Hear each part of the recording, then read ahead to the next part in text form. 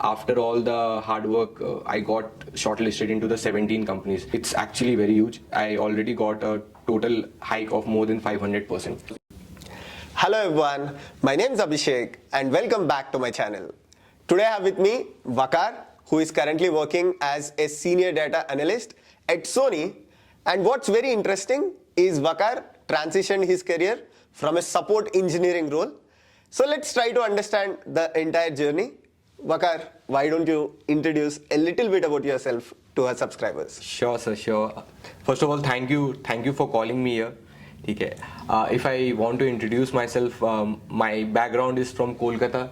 I have born and raised in Kolkata. I have done my basic education and my bachelor's in computer application from there itself.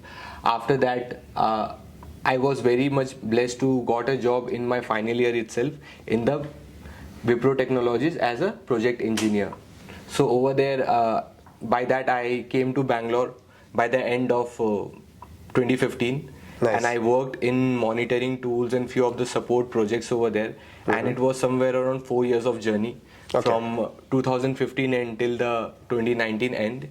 And due to some situation at that point of time, I have to leave my job because of my family emergency situation. My father's health issue was there.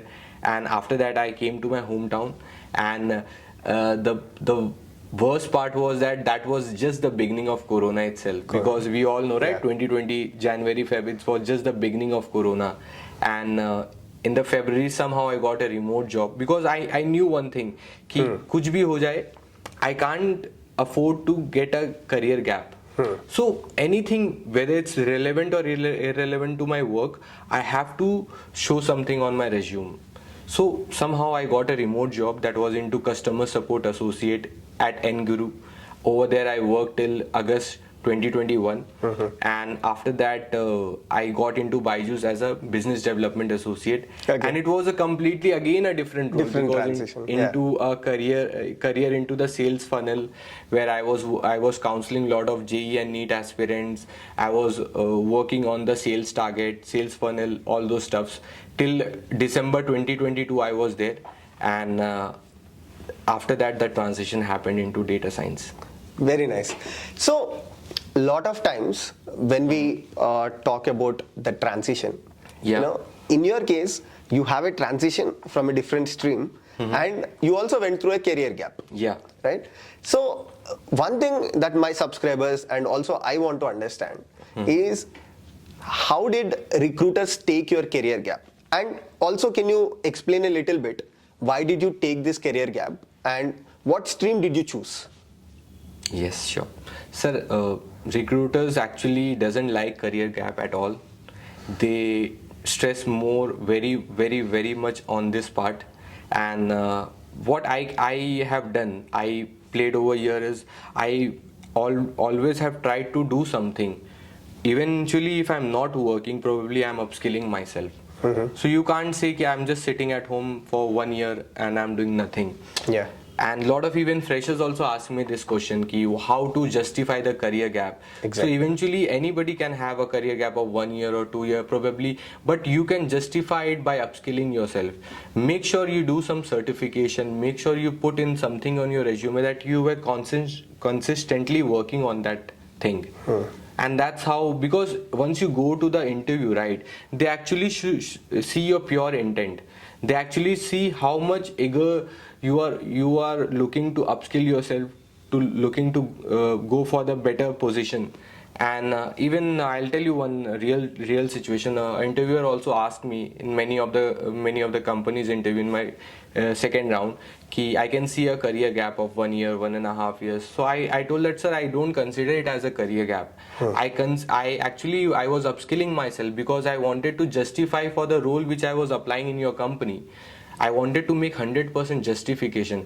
If I was parallelly working in a job and again I was upskilling, probably I couldn't have made the justified to my work profile for data science. But before that, like, I understood what you have mentioned is probably during the technical interview, panel might have asked you, you have a career gap.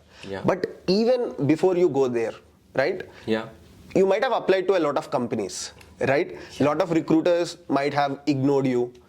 How was that journey? Like, if you can give me a tentative number or rough number on how many companies you have applied. Sir, actually the number is very huge. Okay. To be precise, it's around 812 companies. You applied for 812 I have companies. applied. It include from my LinkedIn connections, from Naukri profile, from the Odin School Institute, where actually I have done the data science bootcamp course. So overall, everywhere altogether, the cumulative number was 812.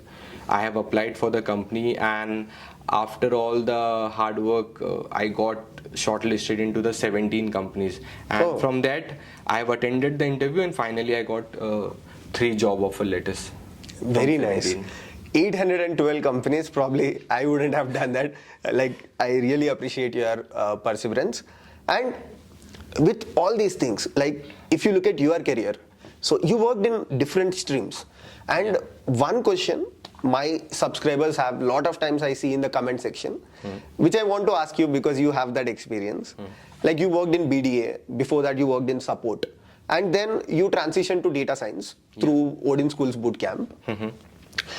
When you transitioned, did you transition as a fresher, or did you show your past experience, and did you get a salary hike? Sir, actually I've optimized my profile in such a way I could have been, it would be a bit difficult for me if I would have been said that I'm a complete fresher. Yes. That would not be possible for me. So what I did myself, I showcased my resume in such a way that it could completely showcase that maybe I was into the other profile work, but I was some or the other way, my job profile, my job role in my previous companies was related to the data analysis part. Okay. So that was my major emphasis, my major focus while I was building the resume, and by God's grace, that was a 5 years of experience which I got counted on that. Okay. So I joined as a senior data analyst position, and generally whatever the work I'm doing, probably my colleagues, and eventually I have 4-5 juniors to me also. Very interesting. Like, I have a couple of questions here. One is, when you transitioned as a senior data analyst, I'll talk about how did you transition, but when you transitioned as a senior data analyst, did you get the salary hike? And if I can ask you the number, what was your salary before and what is your salary after? Okay, so I'll be very much precise about the numbers, sir. So if I talk about my career, from 2015 till 2021, there was actually a very minor increment in my salary. I started my job with around 1.8 LPA. Okay, and till August 2021, it was only a minor increment, and I was around 2.5 lakhs per annum. Okay. So after that, my career actually got elevated, and probably now what I'm earning, it's actually very huge. I already got a total hike of more than 500%. 500%?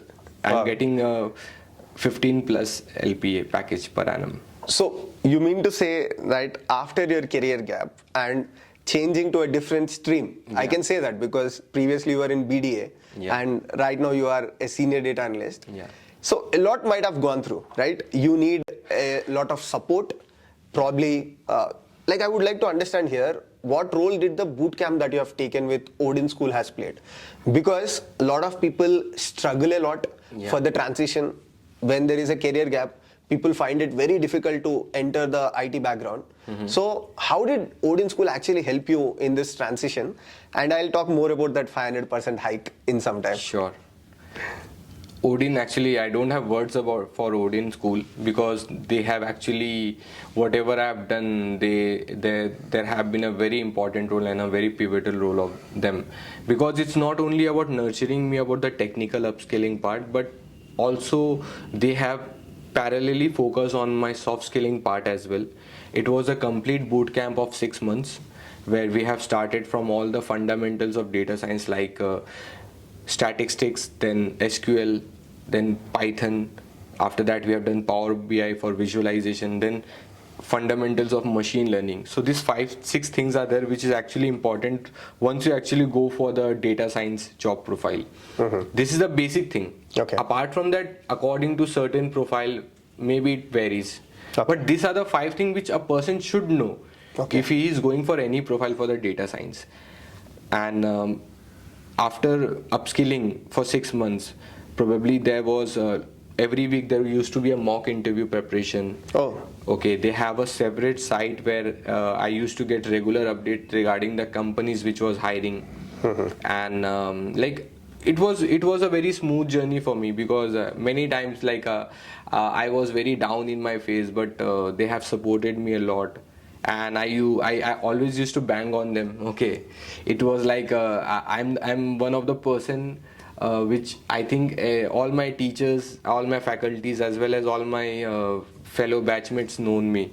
I don't know how, but they known me after once I joined the company in Sony in January. I got a lot of calls after that. I didn't knew that person, but that person knew me from Odin school only. So that was the journey for me.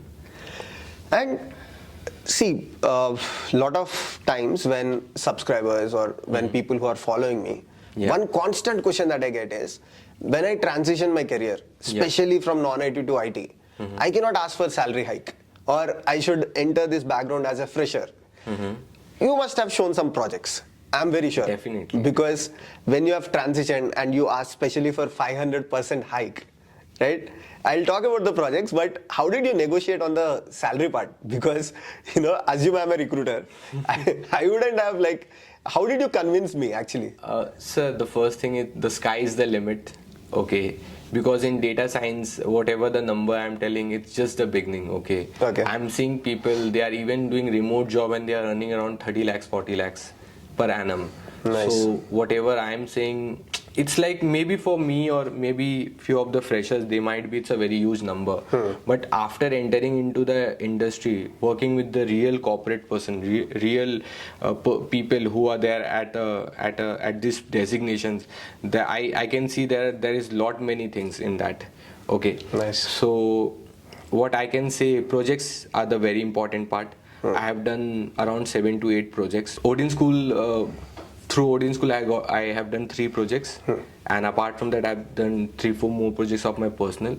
And the best thing what I did is I never change my resume as per the recruiters.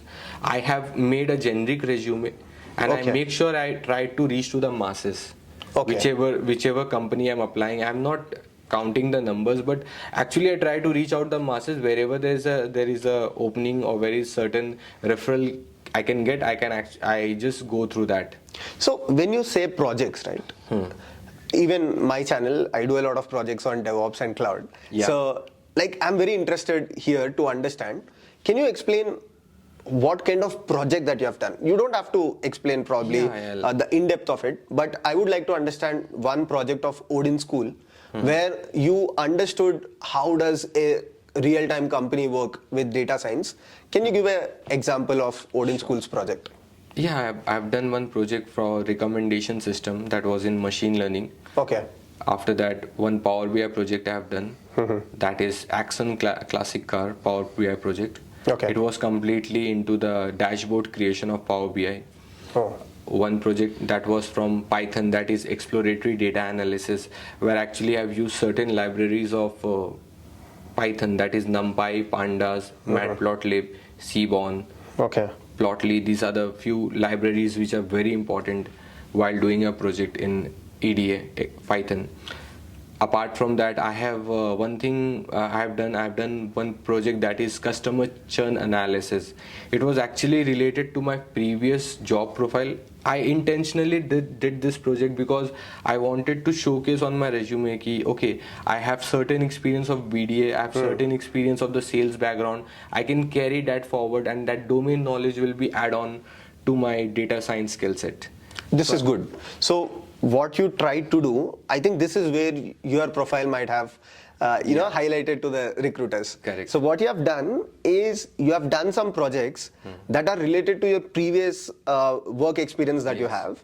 And probably with that you have showcased, and even the technical panel might have got confidence that, okay, so even though he was doing something different, but some of the past experience will help in the current job role.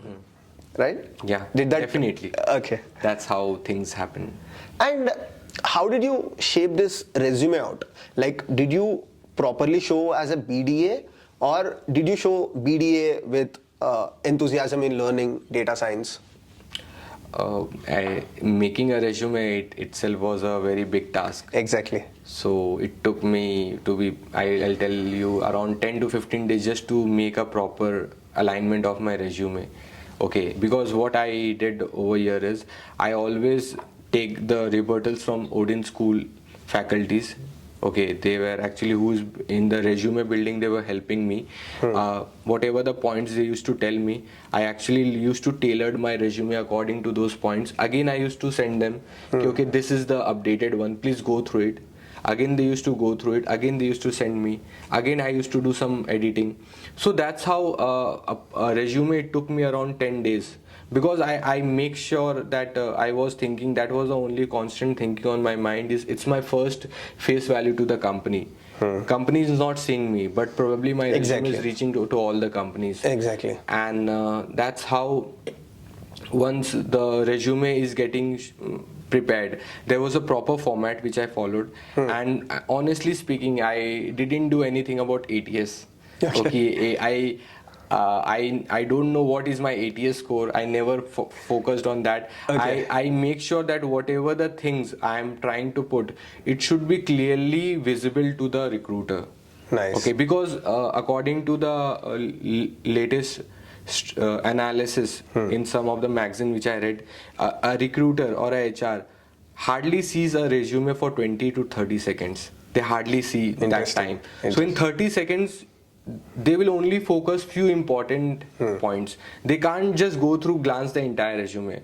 So I make sure that what are the few of the important things which is highlighted in the resume. That is the first thing which can make me apart from the remaining 99 people. So the keywords, basically. Keywords. To get your profile shortlisted. Correct. There's a particular alignment of the format. Many of the students, okay, in general also connect with me for resume building, and I see they make a very colorful resume. They have a passport size photo also. They have a very design also. The plain and simple resume is the best resume which can reach out to you, because half of the things recruiters doesn't even bother about. They want the details. They want the clarity about the resume which you give. They doesn't even want to see your face. Makes sense, totally. And see, all these things are pretty good. One is you transitioned, then you got 500% salary hike. Fortunately, you also got a very good companion, or let's say you got very good support from Odin School. But one question that I have is, after all this, you have joined a very good organization, Sony, and how did these projects help you with the real-time work experience? Like, were you able to correlate with the projects that you have done in Odin School and the real-time work experience that you have? Did it somehow help you? Or is it still, once you enter Sony, is it like, hey, I don't know what I should do, or the work environment is totally different from what I've learned? What is your experience? My experience is good, pretty much good in Sony so far. Okay. See, if I talk about the projects which we done, and that actually give you the basic understanding of your workflow. But if I talk about the real-time work, it's actually very huge. Because in real-time data, once we deal, it's basically in petabytes. It's in thousands and millions of petabytes. Probably they have a certain tools, they have a certain algorithms, they have a certain methodologies to deal with those data. Got it. Okay. Probably whatever the projects we are making, somehow it's basically a UI integrated project. It's basically hardly, I think, 1 GB, 500 MB, or maybe even lesser than that. I've seen that. Because it's just to showcase that you have done certain work, but the real time project is completely, it's way beyond it. Because in every milliseconds, I don't know how many new columns and features of data are getting added. Yes. It's just basic you get, but eventually there are many more things to learn once you get the job. Got it. So basically these boot camps will give you a level of understanding. Yeah. And once you join the companies, probably this level of understanding will help you to excel in your work experience. Yeah, that's the point. Right. You always have to upskill yourself, because eventually once you join the company also, they have certain specific tools related to their own company, their own vendors, their own projects. So that is there where you have to upskill also. So upskilling is a part of life. Got it. Waquar, when you say this, upskilling is part of your life or everyone's life, I can literally see that in your career as well, right? And Thank you. You also sound very confident, and I can see that. So, a lot of subscribers, a lot of people, unfortunately lack this, because once people have career gap, they tend to go into a mode where, okay, it's very difficult for me to get a job, or people give up very easily. But in your case, it's not that. Like, I would like to understand what keeps you charged every time to take a new challenging role, try to see if things work out there, or else you have immediately taken a pivot, right? You have moved from support to BDA to data science. How are you taking this pivot, and what keeps you charged? So first of all, I don't believe in motivation. I believe in inspiration. Okay. Motivation is something, it's just like a sleeping pill we take over a night, and in the morning, if the hangover is gone, the motivation is gone. So I believe in inspiration, and the biggest inspiration for me is my father, my mother, because I belong to a very poor family. They have struggled a lot for me, and I don't think there can't be any bigger reason than that. Got it. Because I have seen my father, my mother, my siblings, they have actually contributed, they have actually value add on in my life. So Great. I always owe my life to my family. So if this is sorted, probably rest things or will automatically be taken care. Very nice. Fortunate that you have a great family. And when you look at this transitions, right? Yeah. Okay, one thing is like you have a very good family and you also have that intent within you. But when you're doing these transitions, let's take one example. Okay. BDA to you have transitioned into a data science role. How do you perform that research? Because let's say there is a person who is watching this podcast, XYZ, and XYZ has a career gap and want to transition. Okay. You have transitioned according to your past experience, or did you do the market research? How did you find out Odin school is the best for you? I would like to understand this thing so that probably that XYZ who is watching the podcast will also benefit from it. Yeah, sure.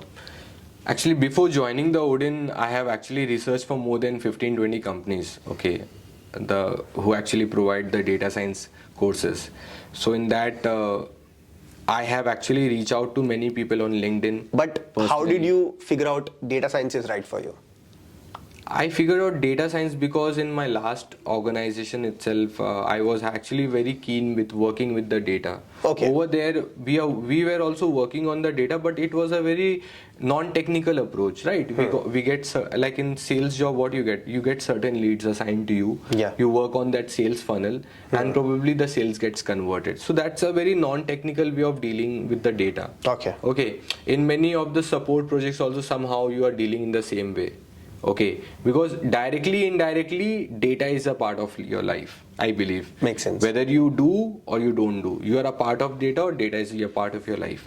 Got it. So, from my last job itself, I was actually very keen about this role, and I was sure that once I leave this job, or if I get a chance or an opportunity for the transition, probably the next thing would be this profile itself. Okay. So once I left in December 2022 my job, I did a thorough research. I was working on my research part. I have approached many people on LinkedIn.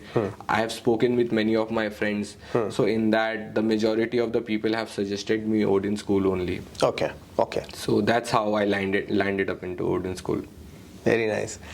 So thank you so much, Waquar, for joining us today. And I'm very sure people might have found this insightful.